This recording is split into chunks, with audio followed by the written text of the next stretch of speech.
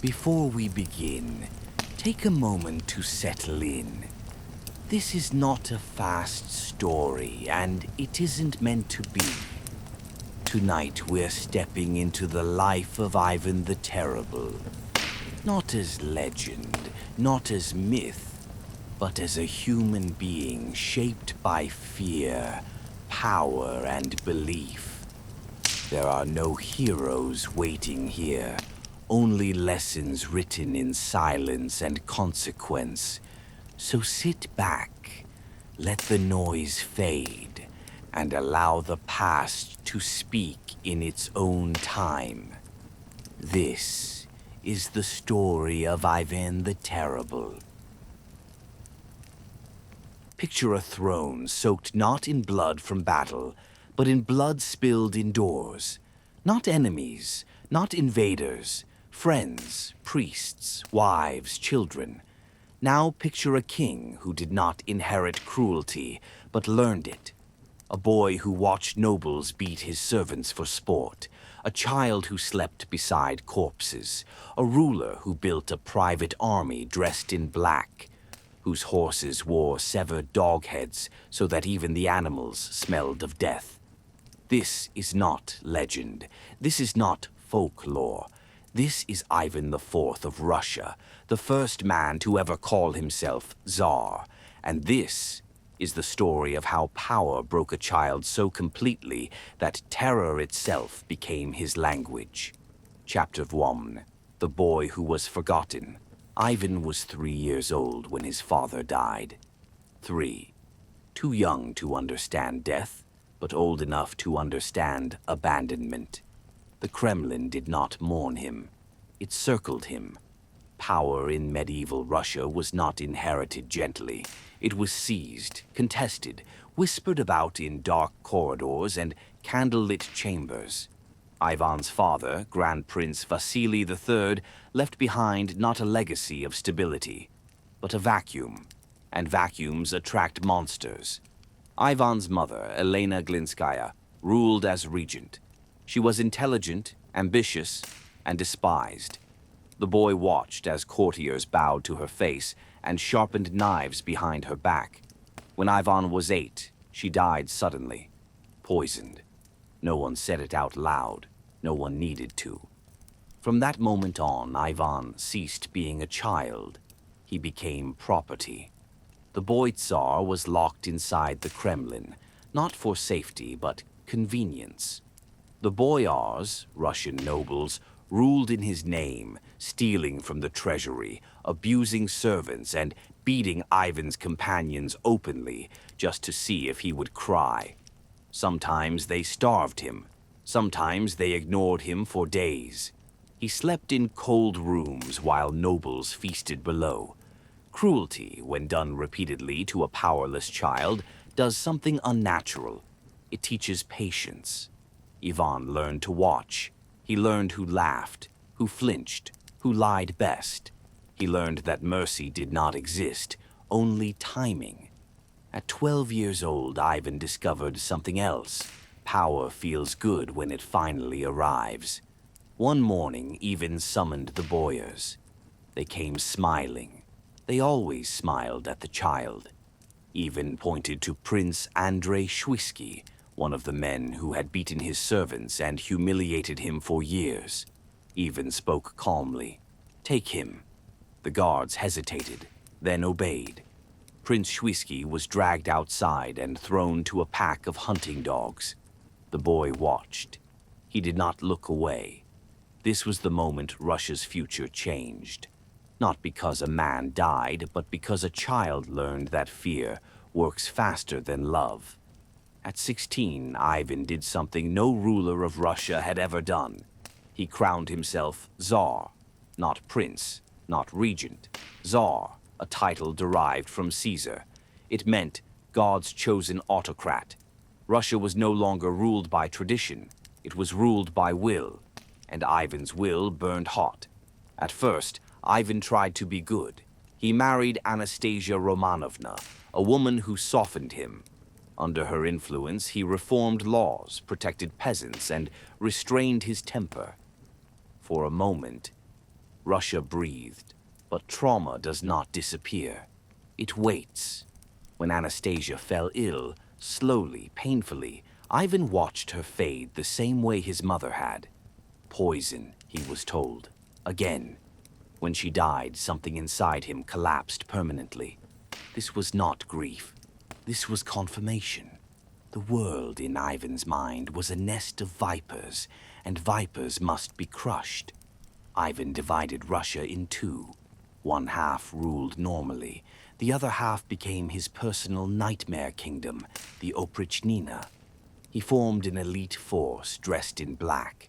They rode black horses. They carried dog heads to sniff out treason brooms, to sweep enemies away. They answered only to Ivan. They tortured priests. They drowned entire families.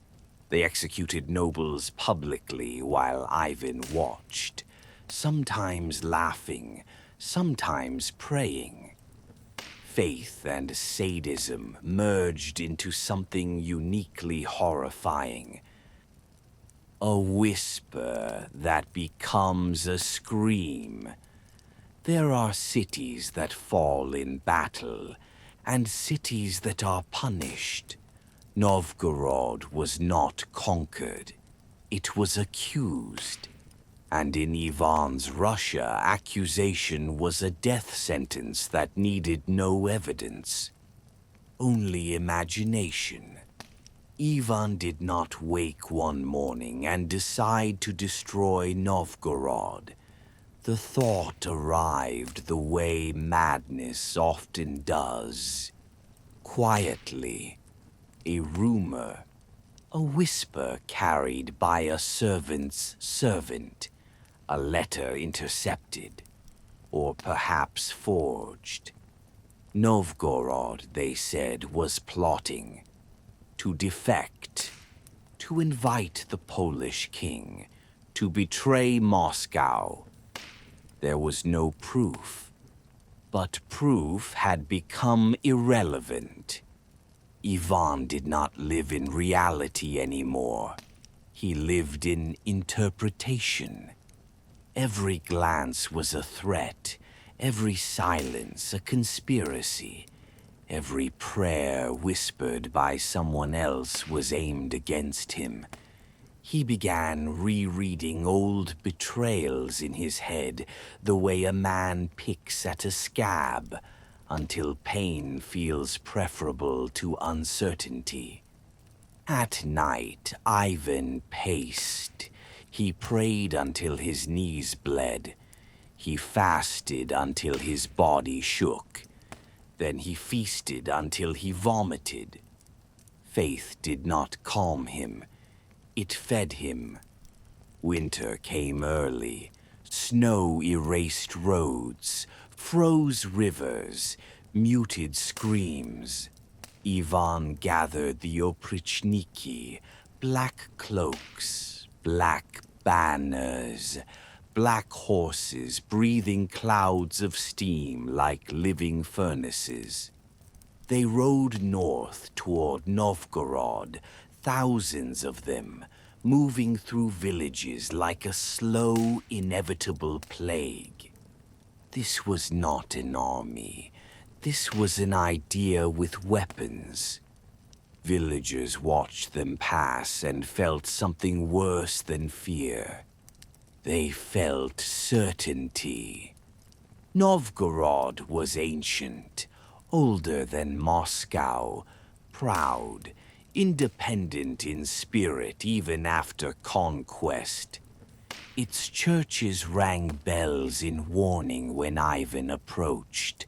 Too loud, too desperate. Ivan heard defiance in the sound.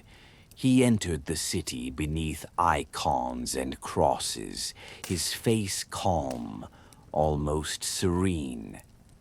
Ivan, softly, "Bring me the traitors." They brought priests first. Ivan interrogated them himself. He asked questions he had already answered in his mind. When they denied everything, He smiled.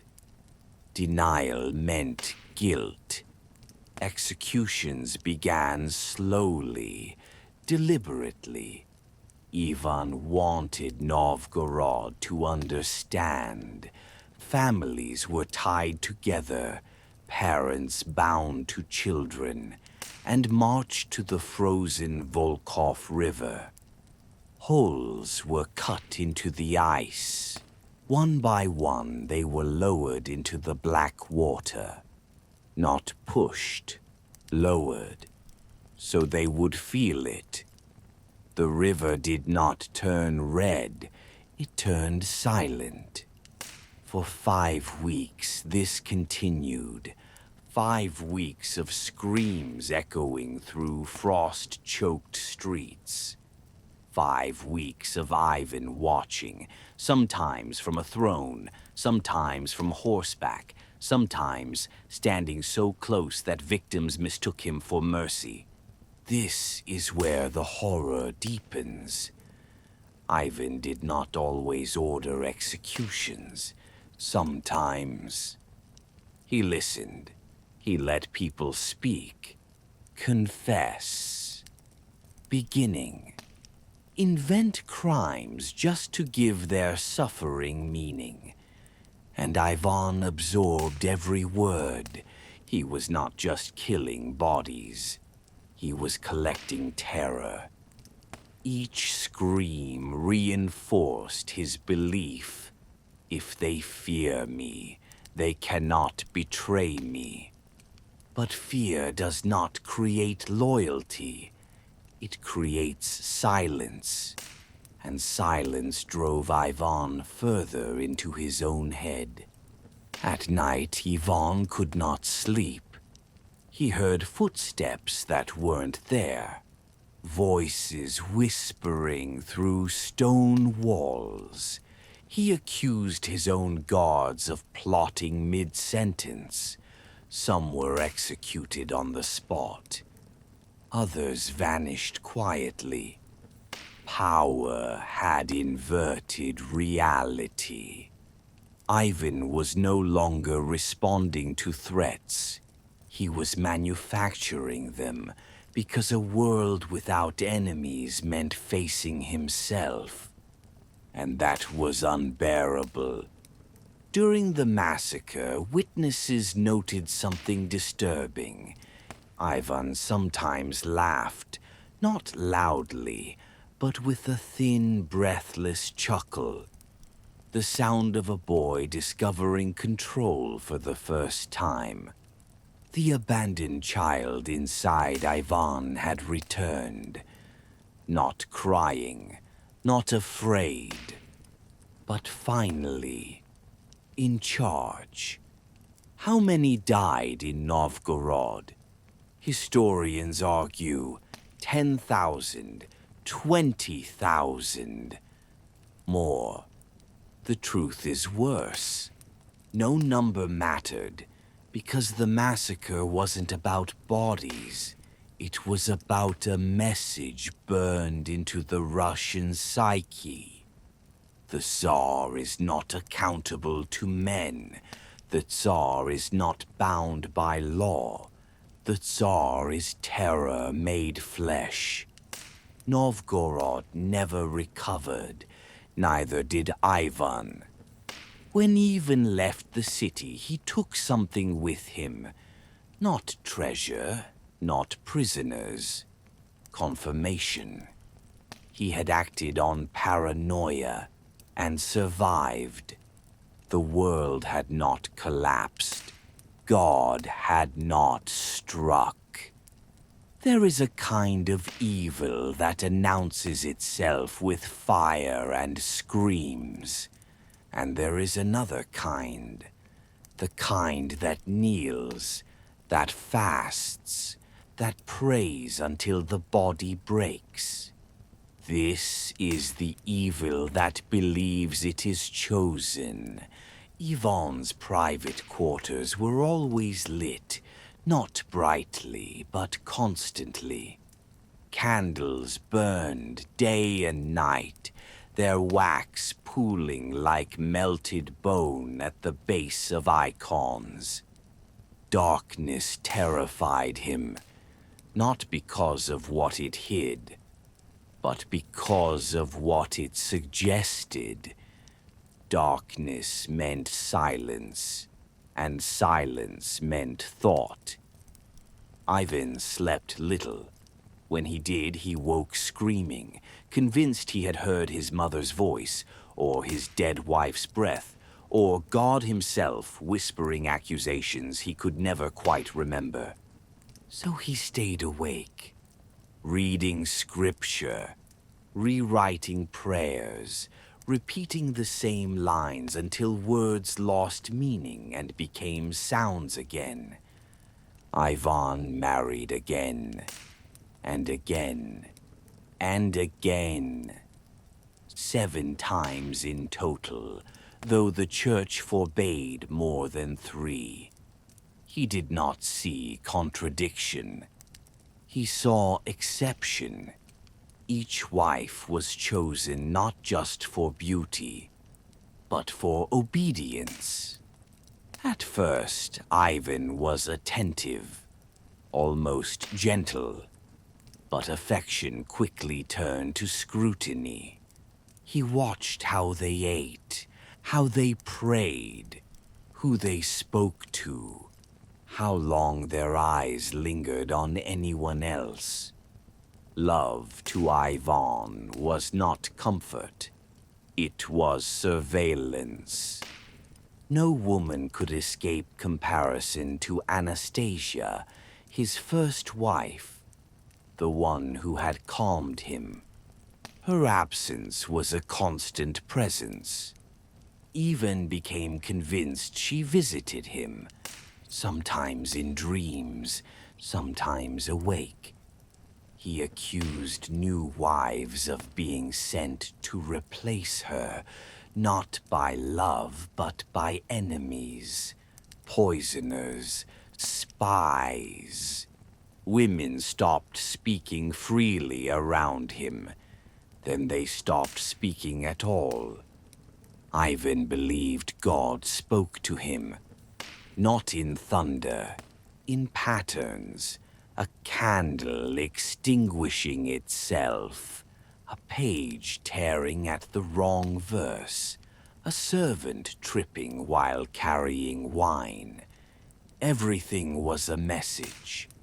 Ivan no longer asked, "What is true?"